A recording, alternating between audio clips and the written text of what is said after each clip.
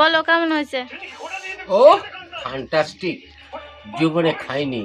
আমার ছোট বৌমা যা মোমো বানিয়েছে না, সত্যি খাওয়ার মতো টেস্টি অ্যান্ড সুইটি।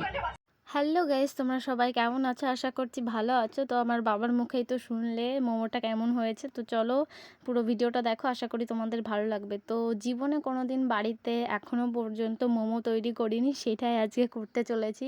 দেখা যাক কতটা কীরকম হয় আর খেতে কতটা টেস্ট লাগে। আজকে মোমো বানানোর উদ্দেশ্য, তো এখানে সব কিছু সরঞ্জাম দেখতেই পাচ্ছ, সবজি যত কিছু লাগবে, পেঁয়াজ, টমেটো, ধনিয়া পাতা, রসুন, যত কিছু যা লাগবে সব এখানে কুচি কুচি করে কাটা হচ্ছে।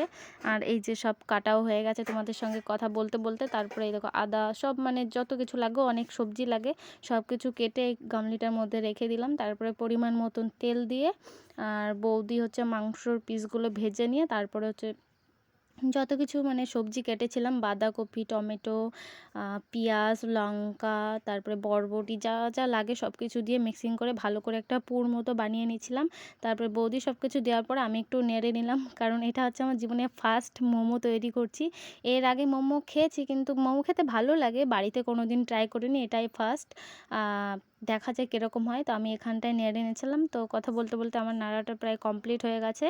এটা মানে বেশি রকম সিদ্ধ করতে না, হালকা সিদ্ধ করলেই হয়ে যায়, আবার মোমোর সঙ্গে তো সিদ্ধ হবে, এই জন্য তো আমার দেখতে দেখতে হয়ে গেল। এখন আমি এগুলো সব নামিয়ে নেব, কারণ বেশি সিদ্ধ করলে আবার ভালো লাগে না, একটু আস্তে আস্তে থাকলে ভালো হয়। তো সব এগুলো নামানো হয়ে গেছে। আর মা এদিকে দেখো মোমো তৈরি করছে। আমার মাও হচ্ছে ফার্স্ট বাড়িতে মোমো এই যে বানাচ্ছে, তৈরি করছে, মায়েরও খুব ভালো লাগছিল।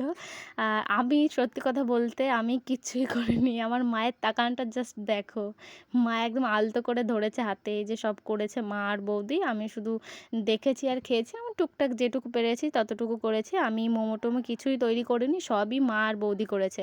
আমার খেতে খুবই ভালো লাগে। এই দেখো এক থালা হয়ে গেছে মোমো পুরো তৈরি করা। এটা আরও অনেকটা ছিল, প্রচুর করেছি, বাড়িতে সবাই খেয়েছে। এটা হচ্ছে চাটনি করছিল টমেটো দিয়ে, আরও কী কী সব দিয়ে চাটনি করেছিল বৌদি। আমাদের মোমো দেখো আমরা বসিয়েও দিয়েছি। ঘরোয়া পদ্ধতিতে যেরকম করতে পারি সেরকম টুকটাকে চেষ্টা করেছি। সব কিছুই তৈরি করেছিলাম, স্যুপ, চাটনি, যা যা লাগে। তারপরে আমার একটু ইচ্ছা করছিল মোমোটা সিদ্ধ করে কী করে সেটা, তাই জন্য আমি বৌদিকে বললাম আমি একটু দিই। তারপরে আমি এখানে দেখো দিয়েও দিচ্ছি হালকা করে। আমার ভয় লাগছিল, কারণ এটা ফার্স্ট। মোমোটা দেখতে খুব সুন্দর আর অনেক বড় বড় হয়েছিল, বাড়িতে তৈরি করা বুঝতেই পারছো।